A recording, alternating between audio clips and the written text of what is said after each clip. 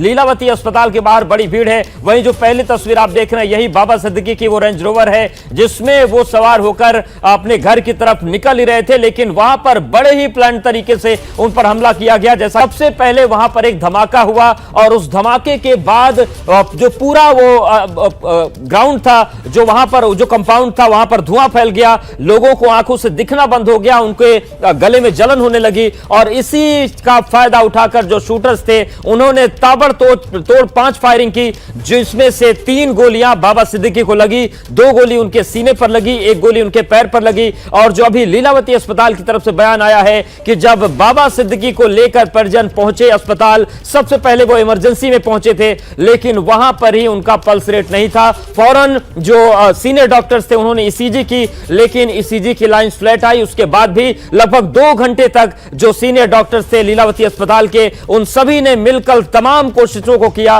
और उसके बाद 11:27 पर घोषित कर दिया कि वो अब इस दुनिया में नहीं। आप देखिए पहली तस्वीर, उनके जो परिजन है, इस वक्त सबसे बड़ा जो संकट है, जो दुखों का पहाड़ है, वो उनके परिवार पर टूटा है। आप देखिए किस तरीके से जो परिजन है वो बदहवास हालत में दिख रहे हैं। वहीं इस पूरे घटनाक्रम को अंजाम देने वाले 3 में से 2 शूटर्स को पुलिस ने घटनाक्रम के लगभग 1 घंटे के बाद ही पकड़ लिया था। हालांकि जो एक शूटर है अभी भी उसकी तलाश जारी है क्योंकि वो पकड़ा नहीं जा सका है। और आप अब तस्वीर देखिए, लीलावती अस्पताल के सामने बड़ी संख्या में जो लोग हैं वो मौजूद हो गए हैं और जैसे इस घटना की जानकारी मिली उसके फौरन बाद से जो बाबा सिद्दीकी के करीबी हैं, उनके दोस्त हैं, उनके अस्पताल पहुंचने का क्रम जारी है। सबसे पहले वहां पर महाराष्ट्र के उप मुख्यमंत्री और गृह मंत्री देवेंद्र फडणवीस पहुंचे, उसके बाद बाबा सिद्दीकी के बेहद खास दोस्त सलमान खान पहुंचे, संजय दत्त पहुंचे, शिल्पा शेट्टी पहुंची और अभी भी लगातार लोगों के पहुंचने का क्रम जारी है। अबू आजमी वहां पर पहुंचे थे, नवाब मलिक पहुंचे थे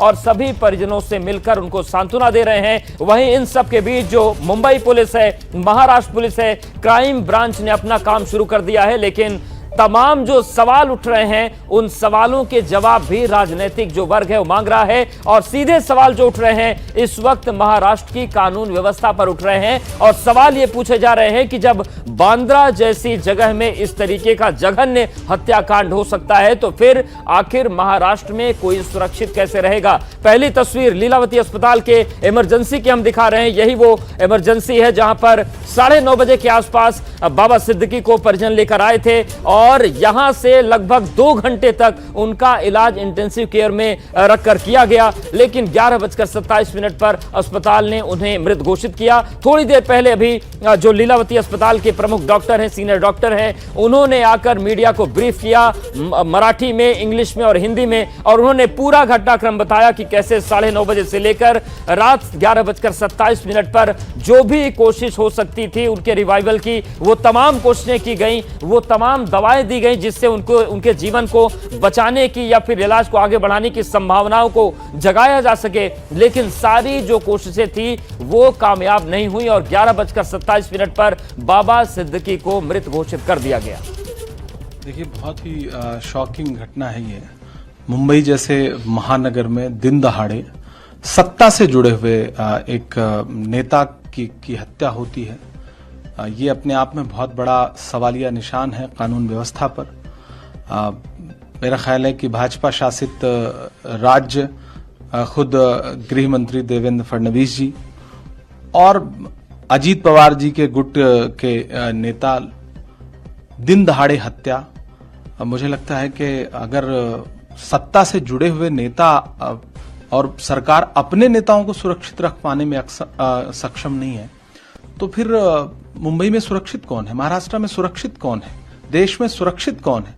ये बहुत हतप्रभ करने वाली घटना है। हम सब बहुत शॉक्ड हैं और बाबा सिद्दीकी का जाना एक हंसते मुस्कुराते नेता का चला जाना है। हमारी संवेदनाएं उनके परिवार के साथ हैं। इस दुख की घड़ी में हम उनके बेटे जीशान सिद्दीकी और उनके परिवार के साथ खड़े हैं, लेकिन ये घटना बहुत सवालिया निशान खड़ा कर रही है और डराती भी है कि एक नेता दिन दहाड़े अपने ऑफिस के बाहर खड़ा है, जिसको 15 दिन पहले धमकी मिली थी, जो सत्ता में बिल्कुल उप मुख्यमंत्री यानी अजीत पवार जी से जुड़ा हुआ है, उनका करीबी है, यानी सत्ता के केंद्र में है, और थ्रेट मिलने के बाद बताया गया कि पुलिस सुरक्षा बढ़ाई गई थी।